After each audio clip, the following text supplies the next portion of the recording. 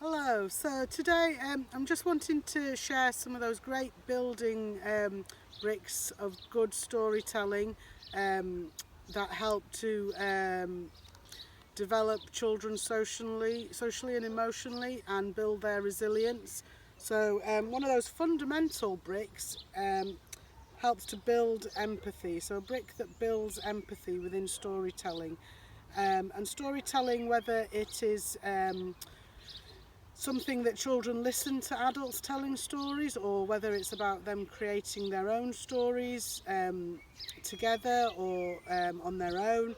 There's something about understanding the character in the story's feelings, understanding the situations they're in, being able to see things from different perspectives, and even some of those characters might be projections that children have, and when it's put out there in a story, they can actually, they can begin to have empathy maybe for some of the adults in their lives even. So builds empathy. Repetition in storytelling builds confidence for children to retell the story themselves, and often children can repeat things in the stories that they tell us, and even though it might seem silly as adults, it's very engaging for the children, and it's something that keeps the story going and creates an atmosphere of acceptance. Action. So it doesn't just have to be sitting still when we're listening to a story. It could be that we make it come a little bit more alive through particular movements, moving around, maybe a particular dance. Sometimes these actions might be repeated in the story, and this is the way that some children prefer to learn. It's their sense of movement helps them engage and helps them learn.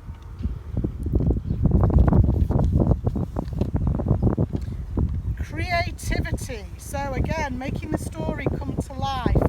Maybe having the story outside, reenacting it through drama, using puppets, using rhythm, using dance, maybe creating pictures to do with the story, maybe telling the story through the children's toys.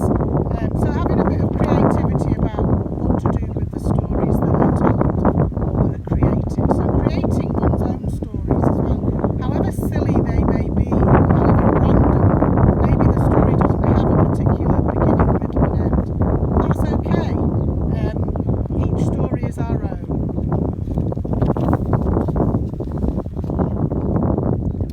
Relaxation. Okay, stories, well, I can't say much more than this really. It helps us to feel good. We feel relaxed, we can feel content. It's a very feel-good factor for storytelling.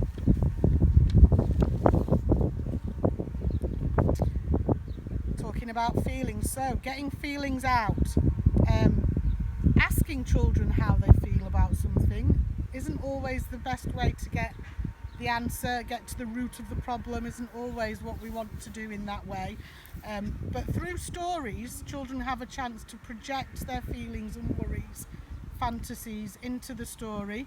They don't have to say exactly how they feel. So if you're thinking about them telling their story, it's a safe, non-judgmental space in which they can get a lot of their feelings out through characters in a story. So maybe through their toys or through drawings they've made, they can get their feelings out. So what's the story there for them? So again, I guess around feelings, we've got bonding.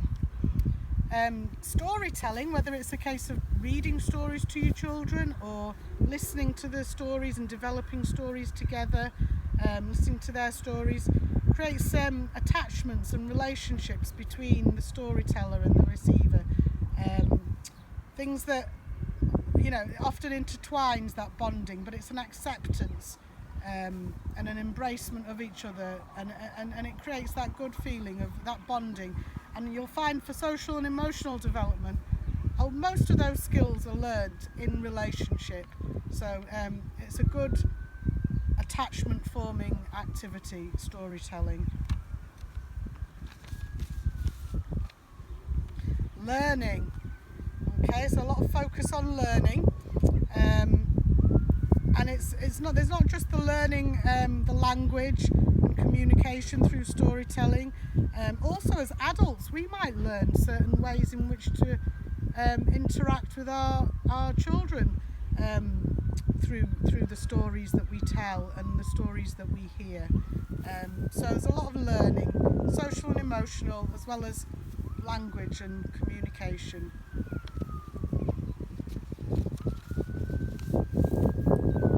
So social and emotional themes. So through stories we might be able to cover difficult issues and difficult concepts that we would find hard to tackle with children directly. And they might be to do with anxieties and worries, differences, friendship, ambitions and visions. Could be around loss and bereavement. All sorts of difficult issues can be covered through storytelling. Building resilience and coping, so learning new strategies. So a lot of these bricks are interlinked. Last one was learning. All these and together they form a good building block for social and emotional development. Imagination. So again, these are all links, but it's storytelling's a distraction. It's an escape. We can go into a place of fantasy. We can look at our ambitions and visions. Children can have aspirations and ideas about what they might want to do in the future. We also have you think about that phrase. I've got this phrase in my mind. You've got to have a dream. If you don't have a dream, how you gonna have a dream come true? So there's imagination. So accept your children's imaginations and stories. Okay.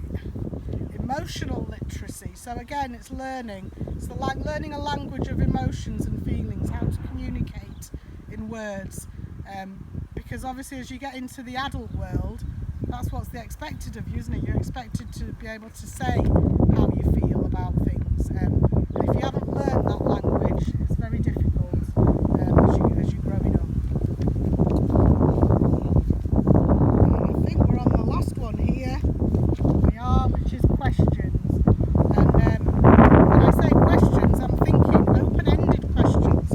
Stories have a way of being able to pose questions within them, raise questions, we talked about difficult themes, so it might be philosophical kind of questions. What's the meaning of life? What it means to be a good friend? All sorts of difficult questions might be raised. They could also be around questioning the narrative of